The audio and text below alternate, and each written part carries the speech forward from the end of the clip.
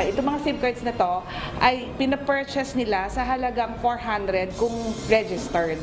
Tapos pagka registered and with verified digital wallet, katulad ng mga GCash.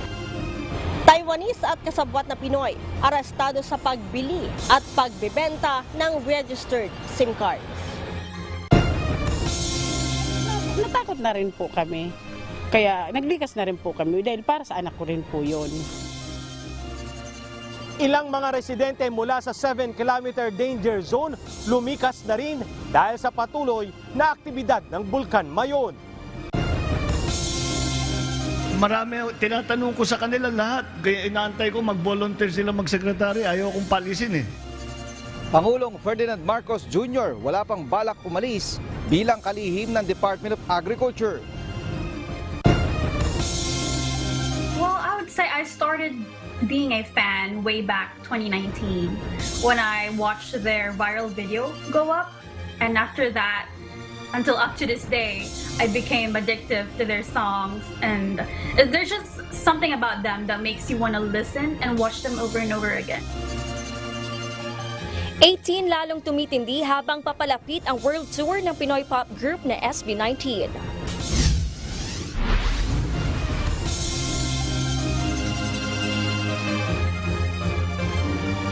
Magandang hapon Pilipinas at sa buong mundo.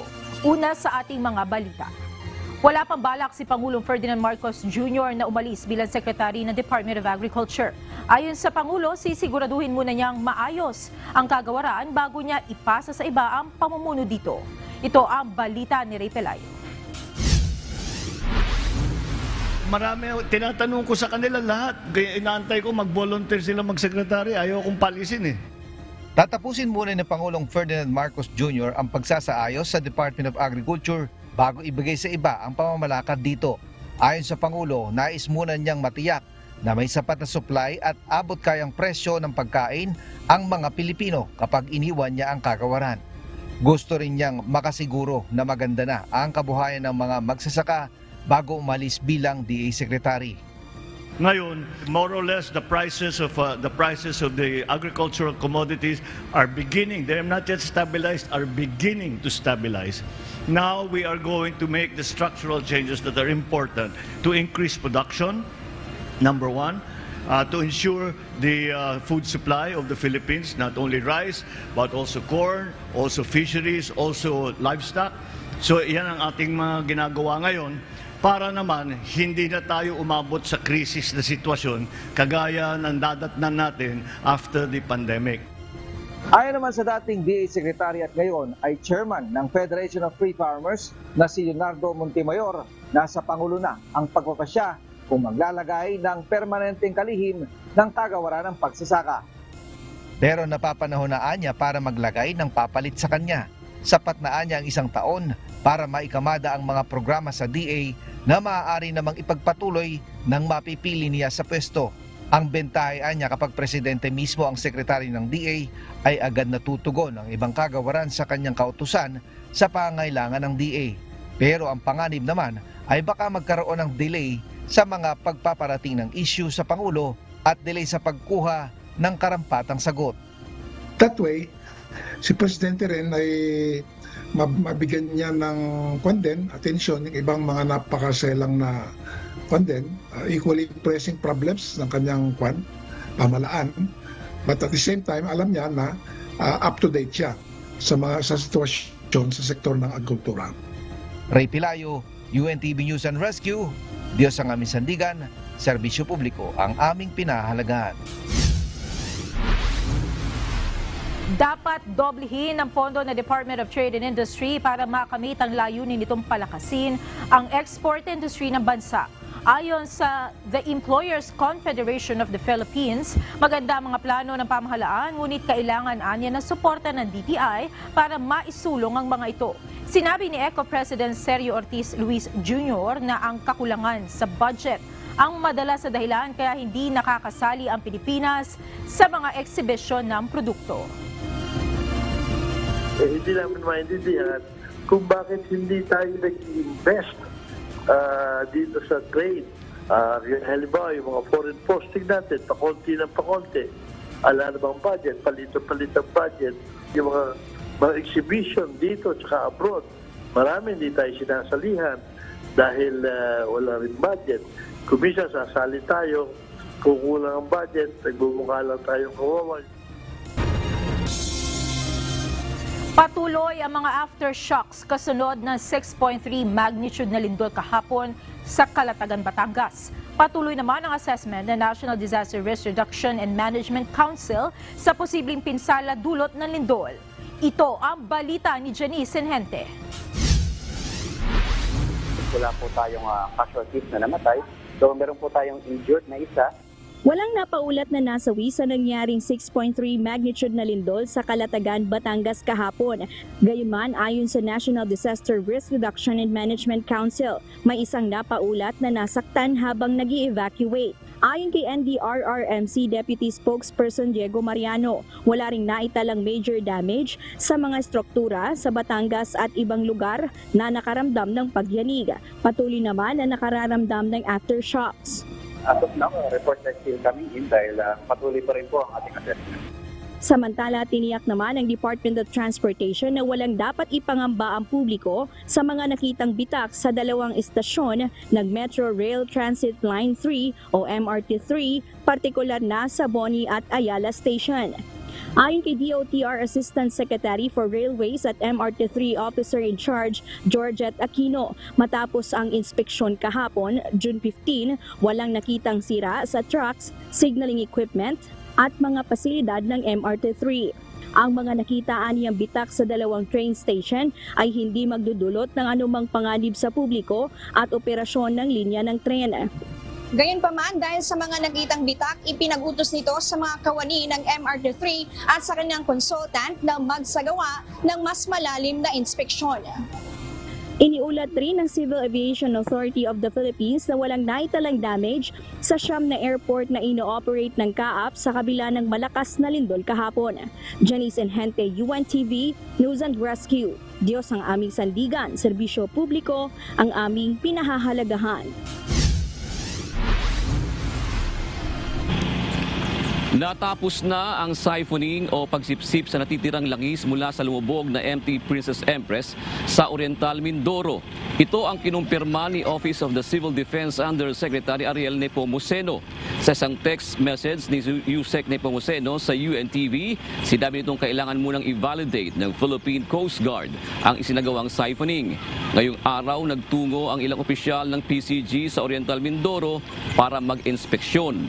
May 29 nang simula ng siphoning ng DSV Fire Opal, ang salvaging company na inupahan ng insurance company ng lumubog na motor tanker.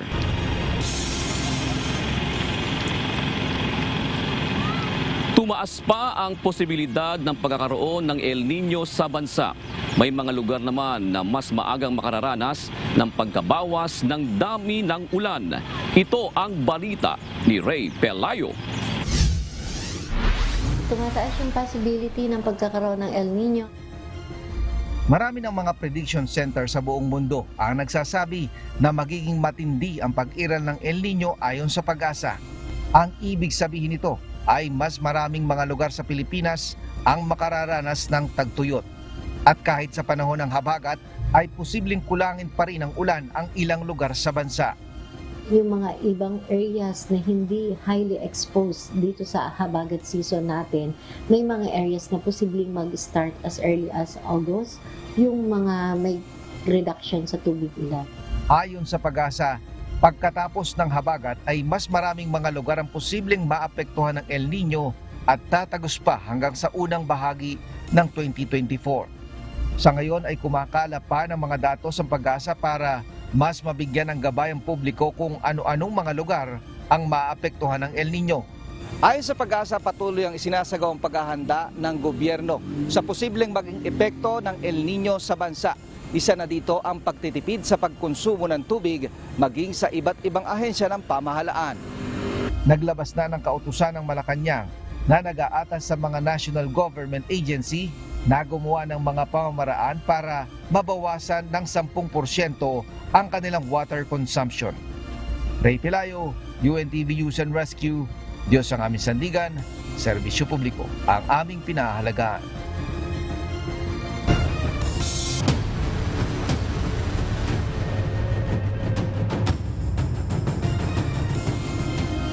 Napilitan nang lumikas ang ilang mga residente sa bayan ng Santo Domingo, Albay kahit na wala pang utos sa kanila na lisanin ang kanilang mga lugar. Karamihan sa mga ito ay mula sa Barangay Lidong na sakop ng 7-kilometer extended danger zone. Natatakot na umano ang mga ito sa naririnig nilang dagundong mula sa Bulkang Mayon. Ito ang balita ni Alan Manansala, live. Alan, gaano na ba karaming residente ang lumikas at gaano naman kadalas ang naririnig ng pagdagundong ng lupa diyan sa malapit na sa lugar nila?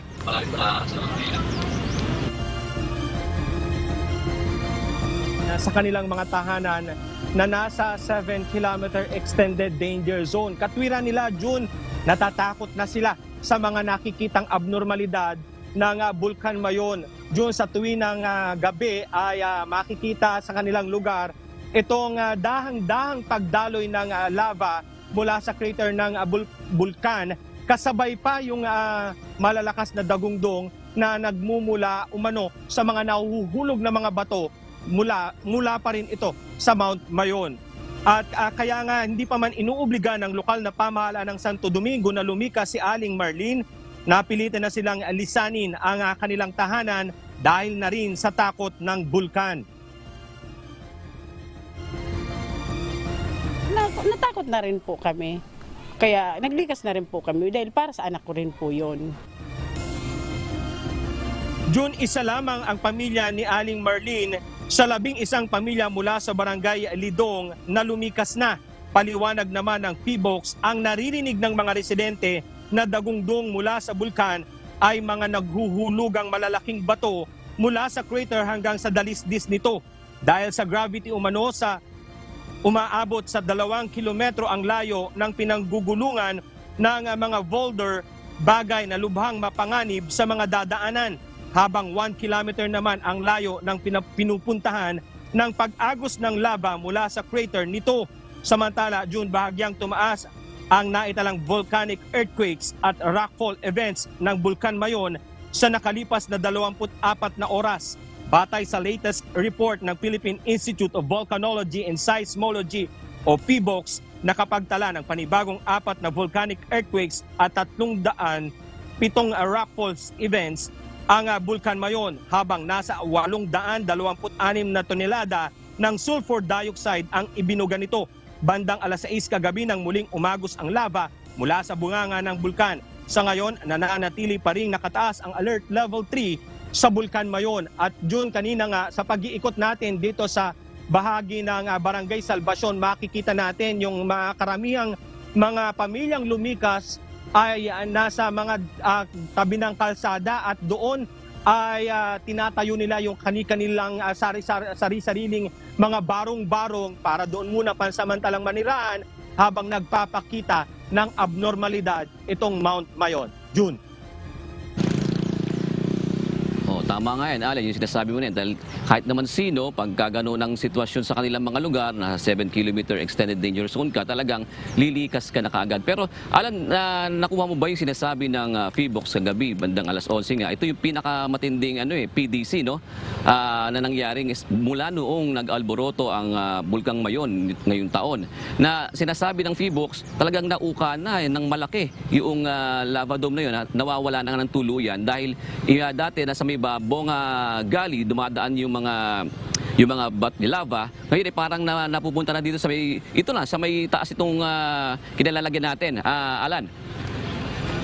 Yes, June, tama ka dyan. Isa nga sa naging tanong natin sa PBOX kanina ay kung, sir, bakit kako scattered na yung pagdaloy ng lava flow sa paligid ng bulkan? Yun daw kasi ay sa sobrang dami na rin na inilalabas ng bulkan na lava at gayon din ay dahan-dahan itong umaagos, kaya marami na rin tayong makikita sa tuwing ng gabi ng pagdaloy ng lava mula sa iba't ibang lugar nitong paligid ng Bulkan Mayon, June. At itong naririnig na mga pag-ugong, mga dagundong ay Sinasabi nila tuwing gabi nila naririnig madalas at malalakas na paghulog nitong mga batong mula sa bulkan, June. Pero tandaan natin, Aran, sa gabi kasi tahimik ang kapaligiran dahil pagka umaga maraming aktibidad ang mga tao. Pero tandaan natin na kahit araw yan talagang nagkakaroon ng uson na sinasabi nila. Tama ba yun, Alan? Yes, June, yung uson, June, yung tinatawag nilang fire rock classic density current. Yun yung malaking usok na nagmumula sa dumadaloy na lava mula sa bulkan Mayon, June. Alright, maraming salamat, Alan Manansala. Pinangangambahan ng Department of Health Region 5 na posibleng magkaroon ng mga hawaan ng sakit sa ilang mga evacuation center kung hindi magkakaroon ng decongestion o pagluluwag sa ilang mga evacuation center. Kaya naman gumagawa na ng paraan ng DOH Region 5 upang maiwasan ang pagkakaroon ng hawaan ng sakit sa mga evacuation center. Ito ang balita ni Brian Baldarahe live. Brian, ano ba ang ginagawang hakbang ng DOH para wag itong matuloy o wag maiwasan yung paghahawaan ng mga may sakit, lalo na ng mga bata dyan sa mga evacuation center? Yes, June, sa ngayon ay sumulat na at nakikipag-ugnayan na ang Department of Health Region 5 sa DepEd o sa Department of Education upang humiling dito na magkaroon pa at madagdagan pa ang mga paaralan na pwedeng magamit ng mga displaced family bilang mga evacuation center. Sa dahilan nga na ma-decongest ang mga evacuation center at maiwasan ang paghahawahan ng sakit dito. Siksik ang mga classroom at dikit-dikit na mga tents. Ito ang karaniwang nagiging problema sa mga evacuation center na pansamantalang ginagamit ngayon ng mga displaced family sa Albay. Kaya naman pinangangambahan ng Department of Health Region 5 na kung hindi magkakaroon ng decongestion sa mga evacuation center, posibleng magkaroon ng hawahan ng mga sakit gaya ng tigdas at iba pa. Ayon kay DOH 5 Regional Director Dr. Ernie Vera, nakatutok ang kanilang opisina upang i-monitor ang mga posibleng pagkakaroon ng mga sakit sa evacuation center gaya ng tigdas, ubo at iba pang nakahawang sakit. Narito ang pahayag ni Regional Director Dr. Ernie Vera. Density mataas eh. So, lalo pag dikit-dikit po yan, nakikita mo naman natin, di ba? Sigurado po yan, pag meron isang may tigdas dyan, ubos yan. Lalo kung hindi po bakunado. Similarly with COVID. At least with COVID po, if you're covered na with na-booster na kayo, sometimes naging asymptomatic, malakas yung resistensya mo. Sa ngayon, puspusan na ang isinasagawang rapid health assessment ng Department of Health Region 5 upang matukoy agad ang mga posibleng lumitaw na sakit sa mga evacuation center. Nagtalaga na ng mga health nurses at staff ang DOH upang agad na mamonitor ang sino mang magkakasakit. May mga isolation area na rin, June, na itinalaga ang ahensya upang paglagyan ng mga evacuee na magpapakita ng sintomas at magpopositibo sa COVID-19 rapid antigen test. Kaya nga po, isa challenge talaga na bako hindi naman po ganun kadali na DepEd would be giving us a lot of classrooms eh. So that is to be discussed pa with them.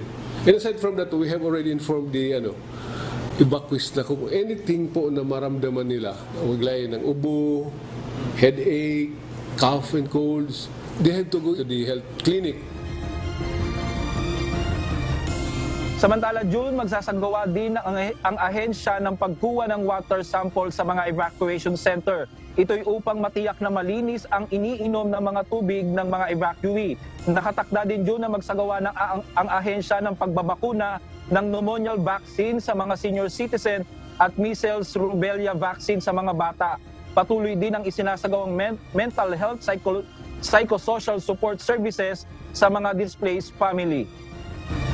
Stabilize na po sa yung ating evacuation centers po yan. Then we can start. Anytime po yan. At as long as prepared na po yung area, andun na din lahat ng HRH natin at saka yung ating partners from the local government too. Yun sa nakalipas na isang linggong pamamalagi ng mga evacuees sa ating sa mga evacuation center dito sa Albay, nakakapagtala ng mangilang-ilang mga sakit dito sa mga evacuation center. Pinakamarami dito ay yung mga kaso ng ubo at sipon, kung saan nakapagtala ng 25 kaso. 13 kaso naman ng pagkakasakit sa ulo, 10 kaso ng fever at 4 na kaso ng hypertension. June. Brian, sa ibang mga evacuation center, meron silang tinatawag na debriefing sa mga bata. At least once a year na ginagawa para sa ganitong mga sitwasyon. Diyon ba sa napuntahan mong evacuation center, ano ang ginagawa nilang intervention, Brian? Yes, Jun, kanina sa ating pag-iikot muli sa mga evacuation center, nakasabay pa nga natin ang mga tauhan ng Department of Health dito sa Bicol na nagsasagawa nga ng psychosocial mental services dun sa mga bata para nga magkaroon sila ng maayos na kaisipan pagdating sa pagsalunga sa mga ganitong sitwasyon, lalo na at hindi naman madali o hindi naman matatapos agad ang kanilang pananatili sa mga evacuation center, June. Maraming salamat, Brian Baldarahe. Narito naman ang mga balitang nakalap ng UNTV News Global Correspondents. Ihatid sa atin ni Cathy Navarro mula sa Vietnam.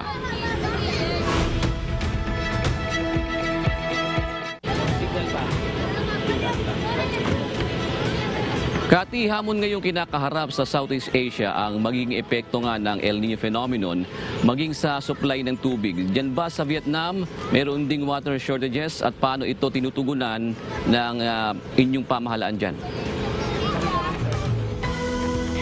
Magandang gabi naman dyan sa inyo sa Pilipinas, June. Noong nakaraang buwan, naiulat ang ilang bahagi ng North, Central Highlands at Southeast regions ng Vietnam na nakakaranas ng water shortage level na nasa 40 to 50% gawa ng El Niño na nagdulot ng pagkatuyo ng mga reservoirs. Agad namang gumawa ng long-term response plan ang mga eksperto patungkol sa water shortages, katulad ng tailored forecast at evaluation sa water supply, lalo na sa mga area na mas malaki ang tsansa na magkaroon ng drought. At ang response plan nila ay hanggang 2025. Natuto na rin kasi sila noong nagdaang 2014 ng impact ng El Niño dito sa Vietnam. At pagtutuunan nila ng pansin ang pangangalaga sa agrikultura. Meron na rin mga inspection team na nakatalaga sa mga key areas at risk. June? Alright, Cathy, bigay mo na mga balita sa iba't ibang panig ng daigdig.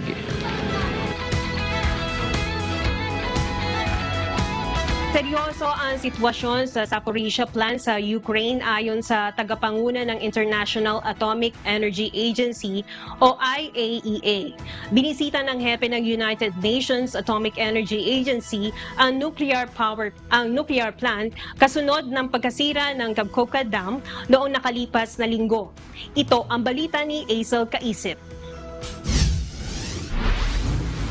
One of the most serious consequences of the destruction of the Novakakhovka Dam has been the decrease in the level of waters which is needed to cool the nuclear power plant behind me. Tumindi ang pangamba kaugnay ng pinakamalaking nuclear plant sa Europe matapos masira ang isang dam na nagsusupply ng cooling water sa planta. Batay sa Director General ng International Atomic Energy Agency o IAEA na si Rafael Grossi, seryoso ang sitwasyon sa Moscow-occupied Zaporizhzhia Atomic Power Plant sa Ukraine. Kaya naman prioridad sa pagbisita nito sa planta ang pagtitiyak ng tubig para sa cooling ng nuclear plant. Sa ngayon, aniya, ligtas pa ang operasyon nito. With the water that is here, the plant can be kept safe for some time. The plant is going to be working to replenish the water so that the safety functions can continue normally. Samantala, itinuturing ni Grossi na napakahalaga subalit mahirap ang kanyang ginawang pagbisita sa nuclear plant. Bunsod aniya ito ng mas matinding tensyon sa area. Nais niya ring maging aware ang mundo sa matinding panganib kung magkakaroon ng aksidente sa planta. Ito na ang ikatlong pagbiyahe ni Grossi sa lugar mula nang ilunsad ng Russia ang pag-atake sa Ukraine. Azel Kaisip, UNTV News and Rescue. Diyos ang aming sandigan, serbisyo publiko ang aming pinahahalagahan.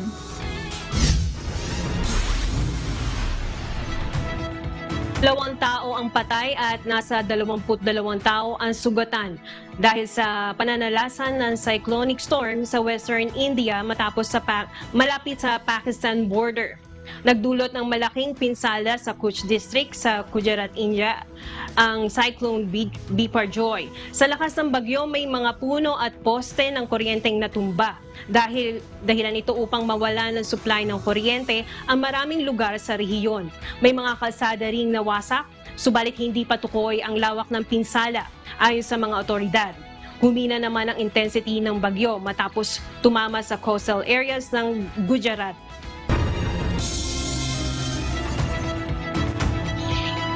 Isang semi-trailer truck ang bumangga sa isang bus na may lulang 25 tao sa Manitoba, Canada. Araw ng Huwebes, June 15. 15 sa mga ito ang nasawi at 10 naman ang sugatan. Ito ang balita ni Jeffrey Cos.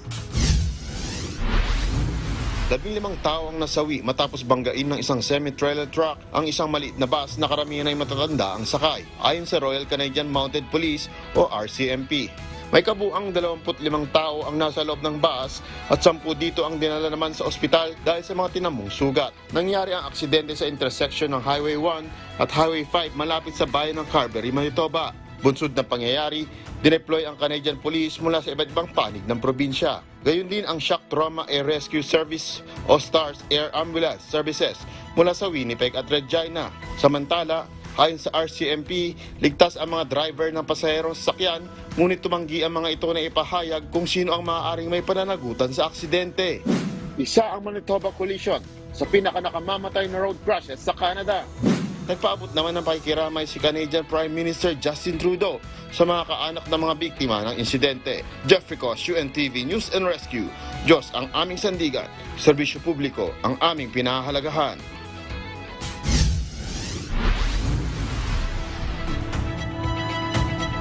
Nanlaban ang isang American tourist sa isang kangaroo na tila palaaway sa isang wildlife park sa Perth, Western Australia. Nakuhanan ng video ang kangaroo na nanununtok sa turista. Nagumpisa ang insidente ng sundan ng kangaroo ang isang babae at bata na magitan ng American tourist at saka nagsimula ang tila isang boxing match. Ilang segundo ang tumagal at ng pagbubuno ng dalawa nang pumasok sa eksena ang isang mas batang lalaki. Gayunman, hindi napigilan ang kangaroo hanggang lumapit ang isang female staff member ng park at pinagalitan ang kangaroo. Nagtrending ang video ng pakikipagbuno ng kangaroo. At yan ang mga balita mula sa iba't ibang panig ng mundo. Mula dito sa Vietnam, ako si Kathy Navarro. Magandang gabi. Hindi sang-ayon ng ilang driver ng mga pampublikong sasakyan sa panawagan ng Metropolitan Manila Development Authority o MMDA na maibalik na ang implementasyon ng No Contact Apprehension Policy sa Metro Manila. Ayon sa ilang PUV drivers, masyadong mataas ang multang ipinapataw ng mga lokal na pamahalaan sa traffic violations bukod pa ang pahirapang proseso ng pagkontesta dito. Ito ang balita ni JP Nunez. Apa ka ng buwit, bayad ka na ng 2,000. Pag unang huli mo yan, 2,000 Pangalawang huli, 3,000. Hindi mo alam may huli ka na. Tutol ang ilang mga driver sa panawagan na muling maibalik ang implementasyon ng No Contact Apprehension Policy sa Metro Manila. Sa kabila ng tumataas na mga kaso ng aksidente sa kalsada, ayon sa taxi driver na si Demetrio Fuentes, masyadong mataas ang multang ipinapataw ng mga lokal na pamahalaan sa mga traffic violation. Kwento ni Mang Demetrio, may pagkakataon noon na naranasan niyang magbayad ng 9,000 piso matapos na makunan sa CCTV ng LGU ang kanyang naging paglabag. Everyday, nag-increase ang utang mo, ang babayaran mo. Araw-araw, gatubo. Parang 5-6. Bukod sa mas malaking bayad, idinadaing rin nito ang anyay pahirapang proseso ng mga LGU sa pagkontesta ng traffic violation kapag nahuli ka sa pamamagitan ng NCAP. Pag nagtanong ka, itatanong mo doon sa City Hall, bakit inulang? Nagtuturuan sila, wala kang makumplinan, wala kang mapuntahan kung sinong tarpulano nga pupuntahan mo nga, magreklamo ka bakit may violation ka. Para naman kay Rodrigo Escobedo na isa ring taxi driver, bagaman naniniwala siyang magandang pangdisiplina sa mga pasaway na motorista ang NCAP, may mga pagkakataon na nakapagtataka rin na napapatawan sila ng violation kahit pa hindi naman umano talaga sila lumalabag. Pag nagkaroon kami ng violation sa hindi namin sinasadya, nagka-violate na kami, padadalang kami ng notice. Tapos makikita namin yung violation ng laki-laki. Hindi naman kami kumikita ng ganong kalaki na halimbawa 4,000 katulad nangyari sa akin. Nahuli ako 4,000. Bukod pa rito, may mga pagkakataon din na nadodoble ang traffic violation. Kasi minsan parang nangyayari, nagiging dalawa na eh. Pagka nataon na nagkaroon ka ng violation, tapos may enforcer dyan, titikitan ka pa. Di doble bayad ang mangyayari sa amin. Di ba sapat yung may camera na nga nakikita na kung magbabiolate. Nauna nang sinabi ng MMDA na magpapatulong sila sa Office of the Solicitor General upang iapela sa Supreme Court ang inilabas nitong temporary restraining order upang pahintuin ang implementasyon ng no contact apprehension policy. Labis na ikinababahala ng MMDA na dumarami na ngayon ang naitatalang aksidente sa kalsada mula nang masuspinde ang NCAP sa Metro Manila. Alam ko po, kami po ay may gag order na hindi i-discuss yung NCAP. Pero hindi ko po maiwasan na banggitin ito sa ganitong pangyayari. Dahil po kung sa pag-discuss ko ng NCAP ay makakabawas po tayo ng aksidente o pagkamatay, kailangan ko po sabihin Sa isang panayam kanina, umapila rin si Metro Manila Council President at San Juan City Mayor Francis Zamora na bawiin na sana ang suspensyon sa NCAP.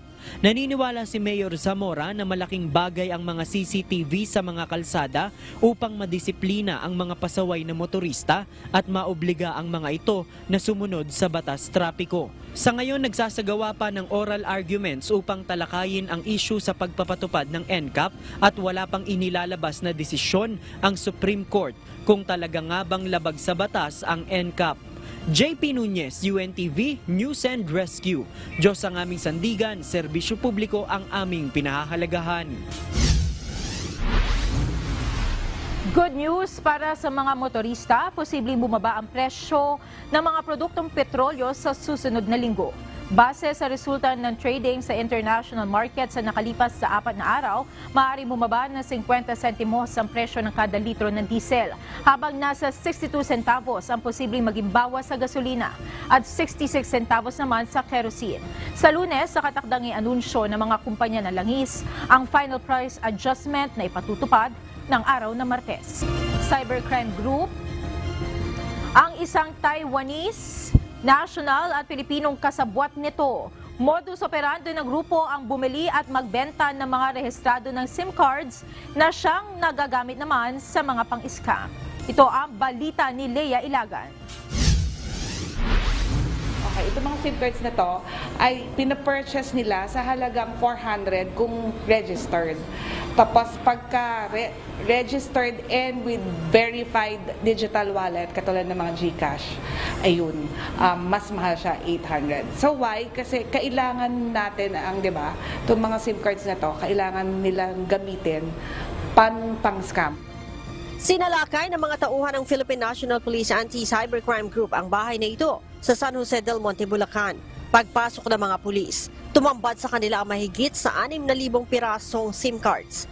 Ayon kay PNP ACG spokesperson, Police Captain Michelle Sabino, ang mga SIM cards, pawang mga nakarehistro na, binibili at ibinibenta din ng mga suspect na siyang ginagamit naman para mang-scam. Pwedeng yung mga gumagamit, pwede nga sa Pogo, pwedeng gagamitin sa investment scam, pwede sa love scam, all forms na kung saan gagamitin mo ang SIM card para makapanloko. Nahuli din ang mga suspect na nakilalang sina Cheng Xiong Wang alias Rodney Serrano, isang Taiwanese national, at mga Filipinong kasabwat na sina Rosemary at Rodolfo de Juan. Sa mga probinsya kalimitang binibili ng mga suspect ang mga SIM cards, kaya naman may babala ang PNP ACG sa mga nagbebenta ng kanilang mga SIM cards matapos na erehistro. Binebenta mo yung pangalan mo, pag dumating si pulis at nanghuli, ikaw ang huhulihin, pero hindi naman ikaw talaga ang salarin. Bukod sa SIM cards, nakuha din sa pag-iingat ng mga ito ang 13 cellular phones, 3 iPad at assorted SIM cards. Ang mga suspect ay mahaharap sa kasong paglabag sa Republic Act 8484 o the Access Device Regulation Act. Leia Ilagan, UNTV, News and Rescue.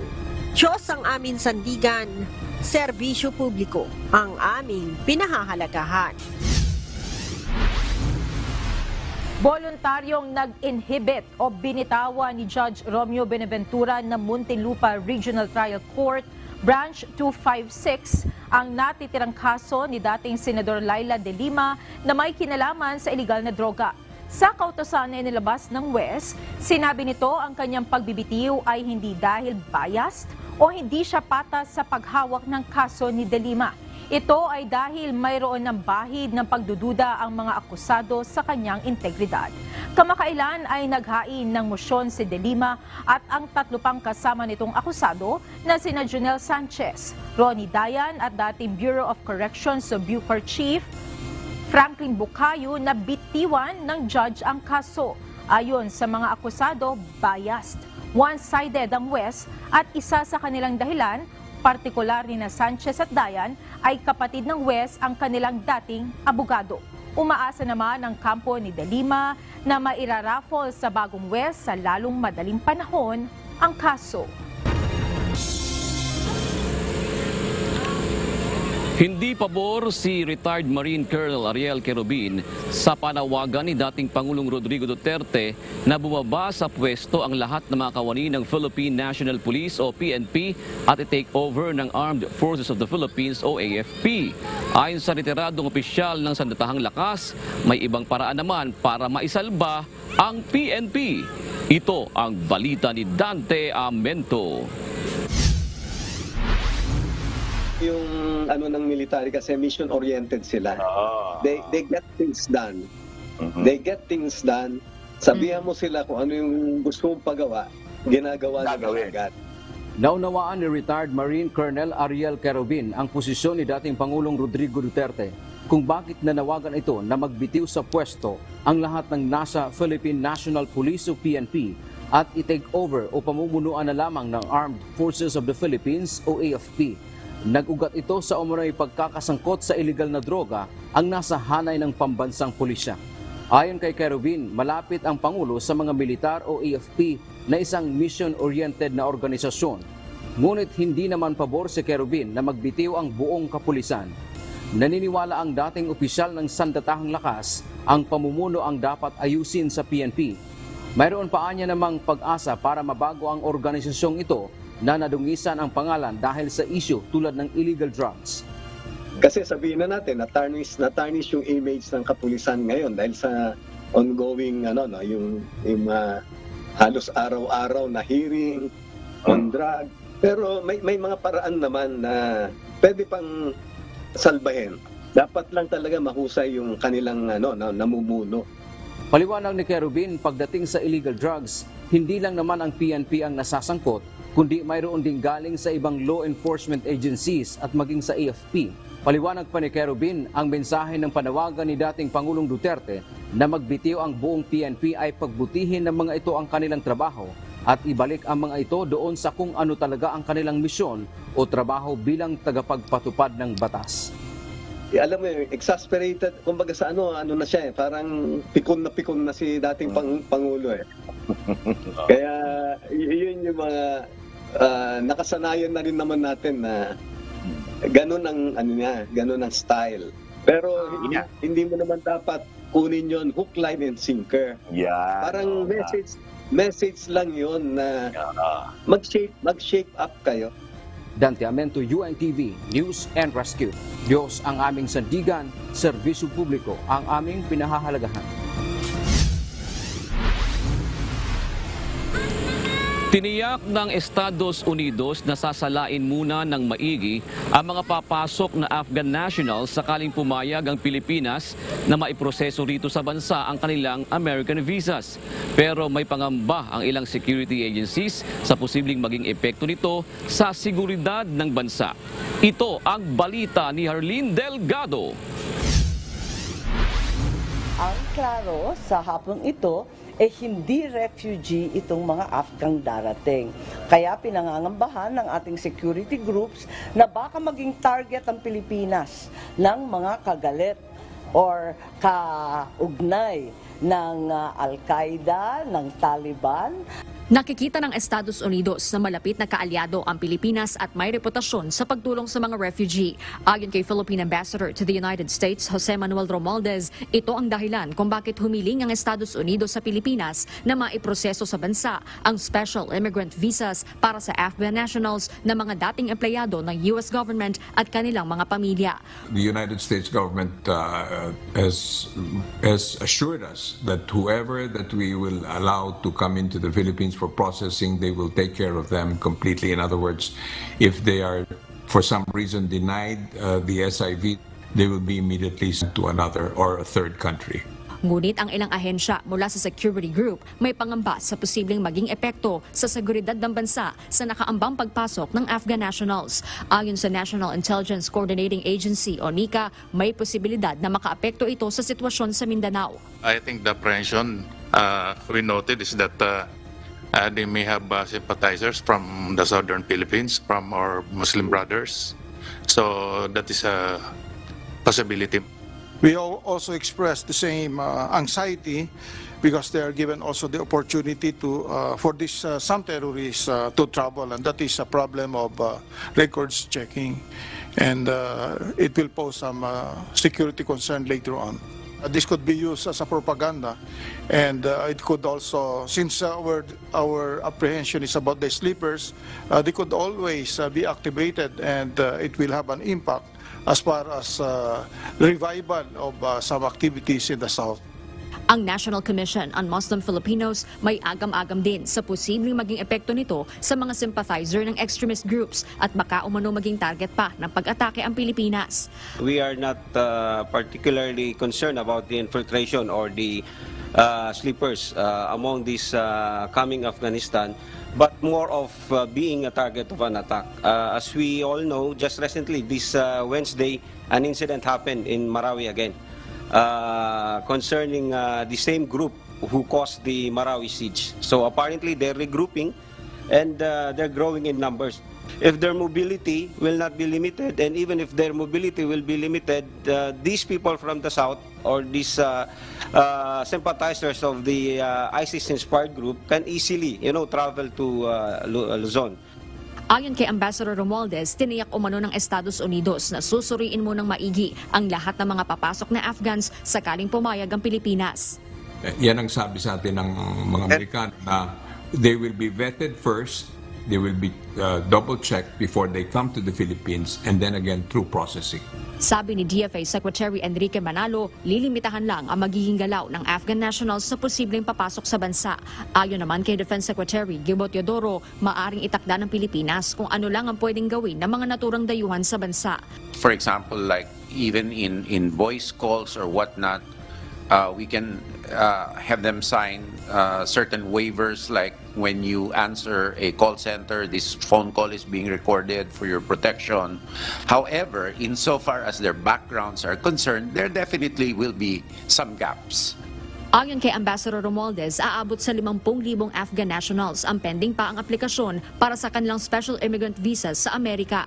Ang hiling-anya ng Estados Unidos sa Pilipinas, 1,000 hanggang 1,500 Afghan nationals ang papasok sa bansa kada batch. Pero duda pa rin si Senator Amy Marcos kung hanggang kailan sila mananatili sa Pilipinas. Gayong sa Estados Unidos, umaabot anya sa 4 na taon ang pagproseso sa American visas ng Afghan nationals.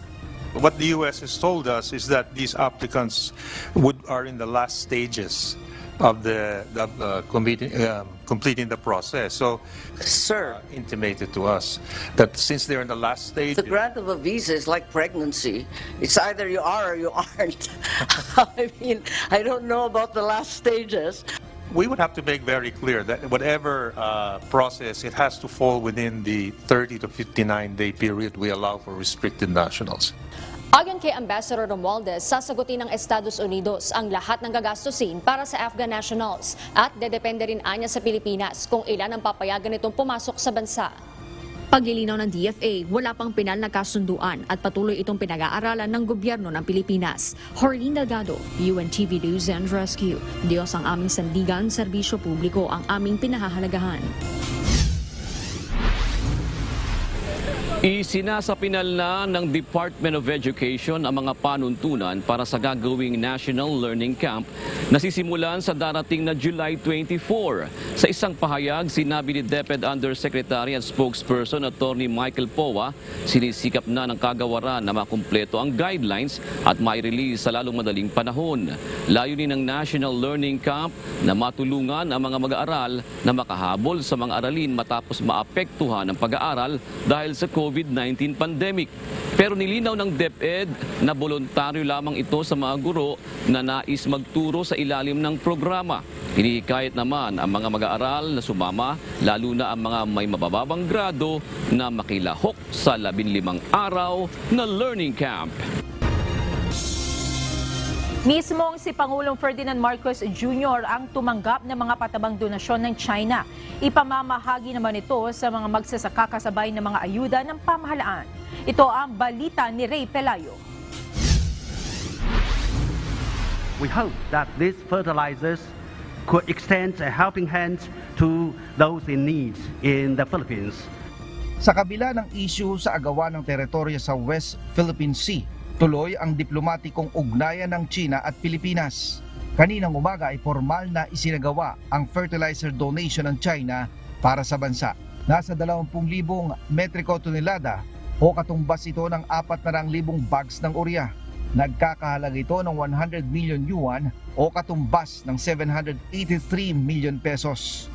Ayon kay Pangulong Ferdinand Marcos Jr., malaki ang maitutulong ng fertilizer donation para makamenos ang mga magsasaka sa gastos sa kanilang pagtanim. Isasabayan niya ito sa distribusyon ng mga fertilizer na kasalukuyang sinasagawa ng Department of Agriculture. Inuna na muna natin dito sa Luzon. So i-distribute ito sa Luzon through the voucher system that we already have. So isasama na lang natin itong supply ng fertilizer na ito. Bahagi ito ng grant ng China sa Pilipinas kaugnay sa kasunduan sa Economic at Technical Cooperation noong April 25, 2019. Umaasa naman si Chinese Ambassador to the Philippines, Huang Xilian, na makakatulong ang kanilang donasyon sa mga magsasaka sa bansa.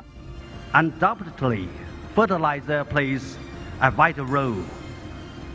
It is now the peak of rice planting for the wet season in the Philippines, and fertilizer is most needed for the farmers. Samantala, binigyan din ni PBBM ang kahalagahan na makapaghanda ang Pilipinas sa pakikipagkompetensya sa ibang bansa sa larangan ng food production. Sa pagbubukas anya ng malayang kalakalan sa pamamagitan ng Regional Comprehensive Economic Partnership Agreement o RCEP, ay bababa ang taripa ng ilang mga produktong aangkatin ng Pilipinas. Pero mas malaki naman anya ang balik nito sa bansa sa pamamagitan ng mga produktong iluluwas ng Pilipinas. Ray Pelayo, UNTV News and Rescue. Diyos ang aming sandigan, serbisyo publiko ang aming pinahahalagahan. Idineklara na ng Malacanang na special non-working day sa lungsod ng Maynila sa darating na June 24, araw ng Sabado.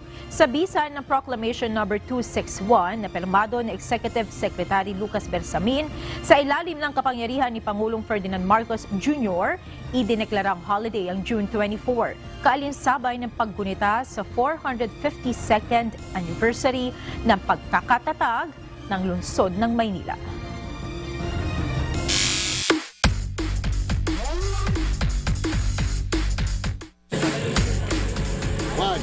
Tinalo ng Philippine men's football team na Ascals ang Nepal sa isang friendly match kahapon sa Rizal Memorial Stadium. Ito ang balita ni Rina Villamor Camara. Magsasama-sama mga Pinoy fans dito sa Rizal Sports Stadium upang suportahan ang Philippine Ascals sa laban nila kontra Nepal sa FIFA Friendlies 2023. Ito ang unang laro sa dalawang international friendlies para sa June 2023 FIFA window at ito ang magiging preparasyon ng Ascals sa darating na World Cup at para sa AFC Asian Cup qualifiers. Another header here. Goalkeeper off his line, and that's in. The Philippines take the lead. It's Harvey Gayoso. Dahil sa maliit na schedule para makapaghanda ang koponan, ang nagbabalik na si Coach Michael Wise ay aasa sa pagiging pamilyar ng mga manlalaro sa isa't isa. 25 manlalaro ang makikibahagi sa June window, kabilang na ang mga matatagal na mainstays. Samantalang sina Sandro Reyes at Andres Aldeguer ang ilan sa mga manlalaro na magkakaroon ng pagkakataong magpahanga sa German mentor. Malakas na ulan ang sumalubong sa pagdating ng dalawang koponan sa Rizal Stadium bandang alas 5:30 ng hapon, ngunit hindi naman nagpaawat ang mga fans na todo suporta sa Philippines at Nepal. Alas 6 ng gabi nang magsimula ang warm-up ng dalawang koponan. Bago ang simula ng laro, nagparada muna ang mga manlalaro ng dalawang koponan. Umawit ng kani-kanilang pambansang awit, nagbigay ng token at nagsagawa ng photo op. Kasama sa starting lineup ng Philippines sina Patrick Deto, Kevin Ingreso, Oscari Kekkonen at si Jesse Curan. Samantalang pinangunahan nila Kiran Limbu, Bimal Panday, Ananta Tamang, Laken Limbu at Arik Bista ang unang 11 manlalaro sa koponan ng Nepal. Halos madami ang naging attempt ng bansa para makahirit ng goal, ngunit hindi ito pinahintulutan ng kanilang goalkeeper na si Limbu. Sa 36 na minutong marka ng laro, nagkaroon ng substitution kung saan inilabas sina Stoible at Kekkonen at pinasok sa laro sina Linares at Reichelt. Hindi pa nakakalimang minuto sa laro, nagtamo na agad ng head injury si Reichelt sa kanyang ulo. Samantala, tuloy naman ang aksyon ng muntikan ng maipasok ni Gayoso sa first half ang gol ng direktang masala ito ni Limbu. Ngunit hindi ito ang nagpabagsak sa moral ni Gayoso nang siya ang unang makapagbigay ng gol sa unang 4 na minuto ng second half. Goalkeeper off his line, and that's in. The Philippines take the lead. It's Harvey Gayoso. Naging isang malaking sorpresa sa mga tagahanga ang pagpasok ni Stefan Schrock sa 73 minuto ng aksyon. Si Schrock ang natatanging manlalaro na nagbigay din ng gol sa bansa nung unang laro ng Ascals sa 2019 AFC Tournament. 1-0 ang naging final score ng laro. Sa huli, nakapanayam namin ang dalawang coach. Si Coach Anisi ng Nepal, pinahayag na hindi naging agresibo ang Nepal sa laro. We need to be more angry to score, more aggressive. Ang goalkeeper ng Pilipinas na si Patrick Philip Deto, masaya sa naging kanyang pagbabalik laro. Just try to enjoy playing football. I know the importance of representing the country. I'm so proud of it. Si Coach Michael Wise naman, sinabi na naging malaking tulong sa kanyang koponan si Stefan Schrock. More than helpful, and then very much behind that, and then he's very engaged, he's very hands-on everything. He wants to professionalize things. He's getting on the nerves of the local people, but he in a good sense, he's trying to push and trying to help to bring things forward. Abangan muli ang Ascals dito sa Rizal Sports Stadium kung saan magtatagpo sila ng Chinese Taipei sa darating na Martes, June 19. Isa pang panalo ang kailangan ng koponan para tumaas ang moral nila sa mga paparating pa nilang laro ngayong taon. Rina Villamor Camara, UNTV News and Rescue. Diyos ang aming sandigan, serbisyo publiko ang aming pinahahalagahan. And I'm very happy for him. Very, very happy for him. And to be honest,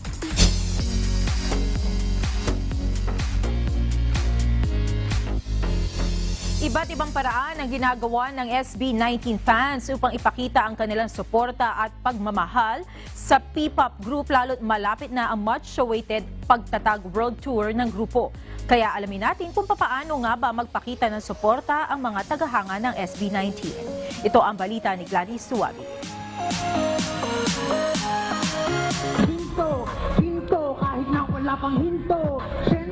Hindi na nga maikakaila ang kasikatan at impluwensya ngayon ng Pinoy pop group na SB19. Dahil sa kanilang galaw at choice of music, nakuha nila ang puso ng mga tao. At marami pa nga ang nagsasabi na sila ang bumuhat at bumuhay sa P-pop upang makilala sa iba't ibang bahagi ng mundo. Sa kanilang bagong release na extended play na may temang pagtatag, higit 1 million views ang music video ng I Want You. Kahit 6 na araw pa lamang itong uploaded sa YouTube.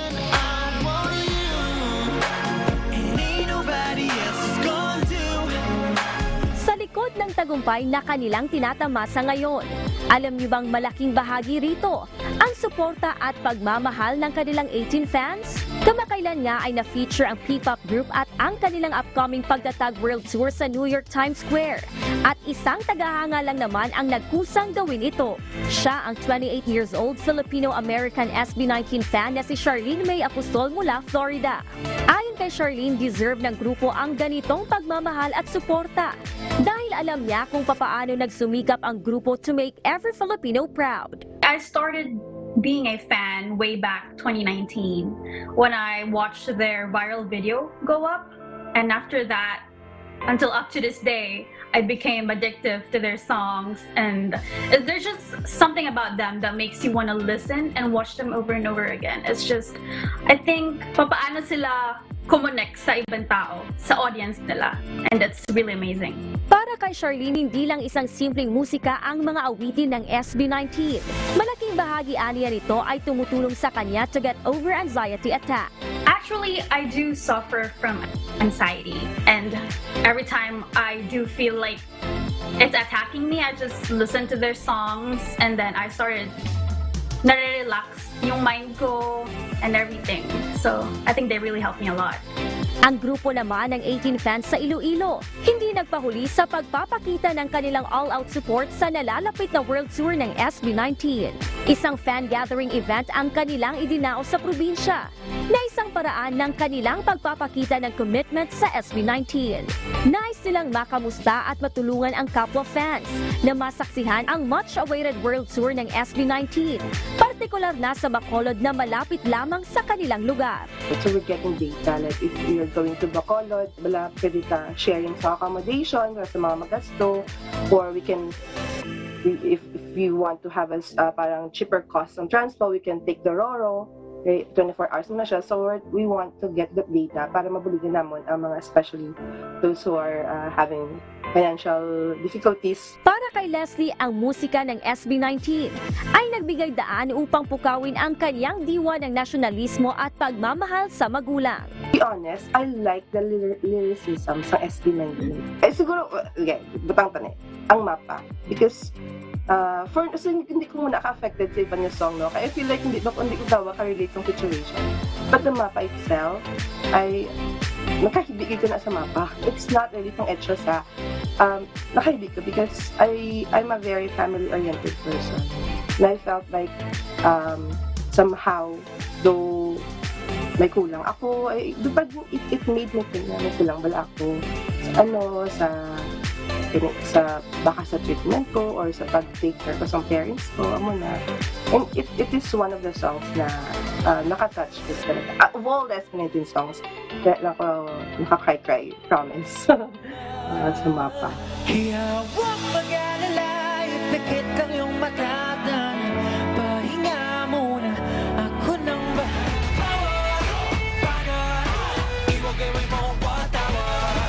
Sabi nga nila, life is better with music. Kaya naman pala marami ang nahook sa musika ng SB19 dahil sa hard-hitting lines ng bawat kanta na sumasalamin sa iba't ibang karanasan sa buhay ng isang tao. Samantala, hindi na maitatago ng 18 sa Bacolod ang kanilang excitement sa serye ng World Tour ng SB19. Lalo't isa sila sa mga probinsyang bibisitahin ng grupo. Kaya kumasa na rin ang mga ito sa sikat na Ganto Dance Challenge. Sa kolaborasyon ng Black Star Entertainment, KDR Music House at Wish 1075, magsisimula ang serye ng SB19 World Tour ngayong June 24 at June 25 sa Araneta Coliseum. Ang pagsuporta sa local acts and local groups tulad ng SB19 ay bahagi sa direksyon ni Kuya Daniel Razon na maipromote ang OPM hindi lamang sa Pilipinas, kundi maging sa abroad. Gladys Tuwabi, UNTV News and Rescue. Diyos ang aming sandigan, serbisyo publiko ang aming pinahahalagahan.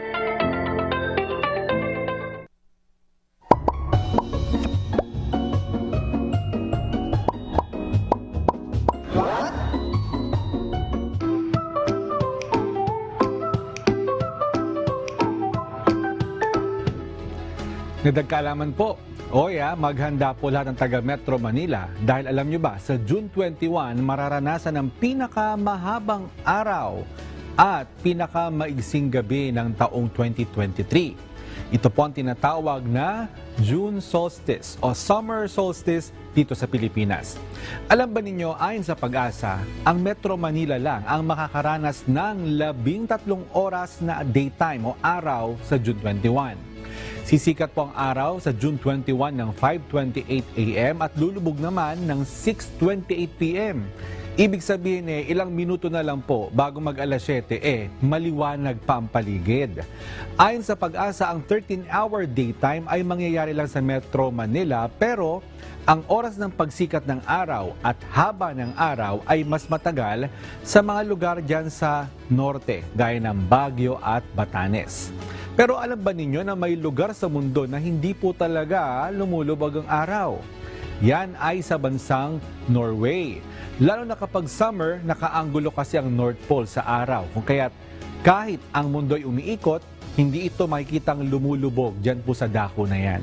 At kung polar nights naman, alam ba ninyo, hindi naman sumisikat ang araw sa kanilang lugar at laging gabi sa loob ng 24 hours. Kayo, anong mas gusto nyo? Ilang buwan na puro araw o ilang buwan na puro gabi? O okay na kayo sa sitwasyon natin dito sa Pilipinas? Sana po may natutunan kayo at laging tatandaan, mapalad ang tao na nakakasumpong ng karunungan at ang tao na nagtatamo ng kaunawaan.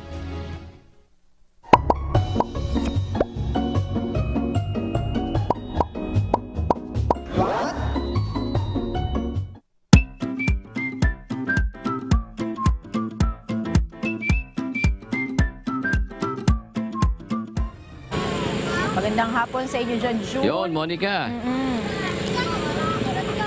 Oo, nandito kami ngayon, Monica, sa Barangay Mataanag.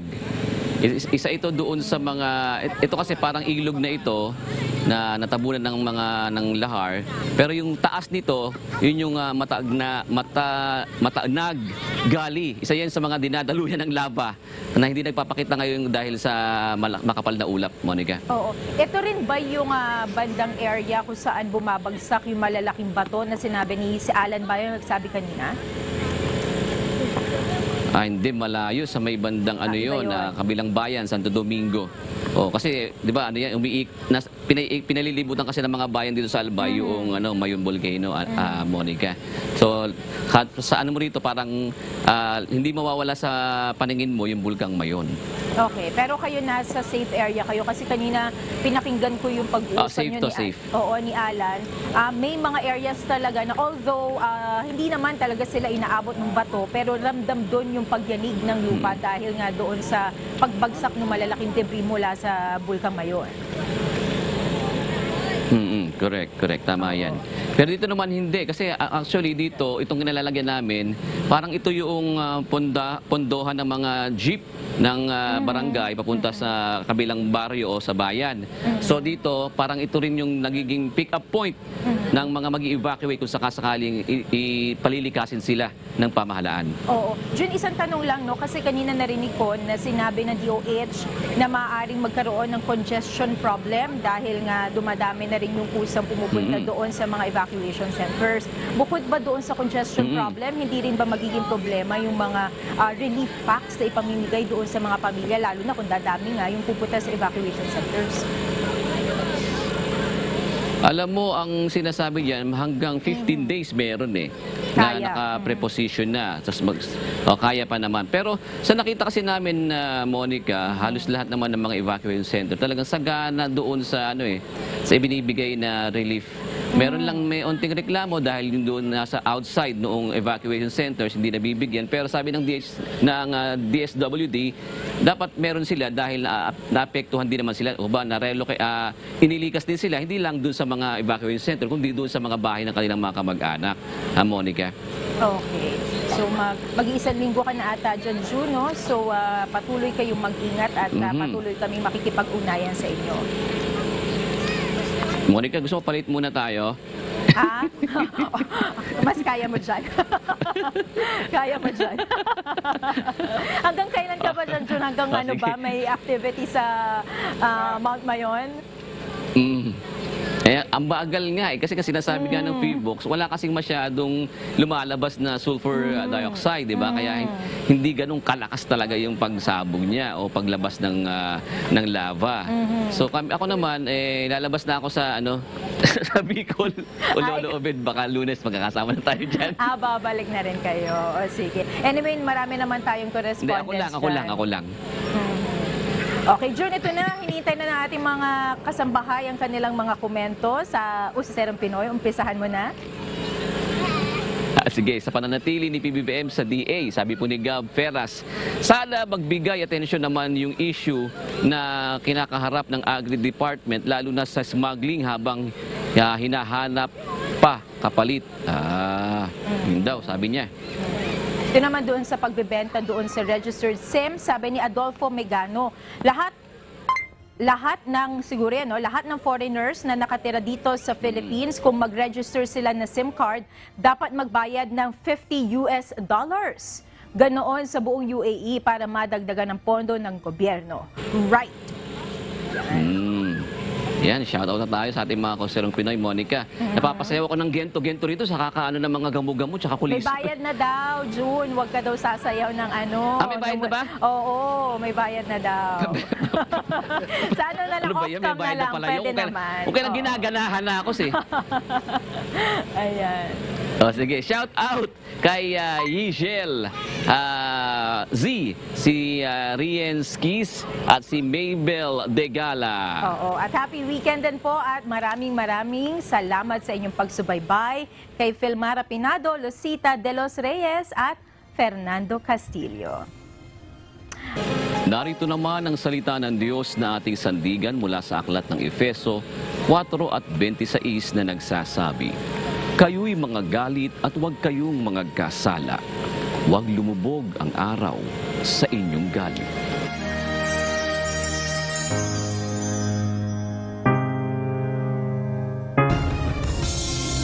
At yan ang naging kabuuan na ating balitaan ngayong gabi. Aming inilahad ng buong katapatan kung paano namin nasaksihan.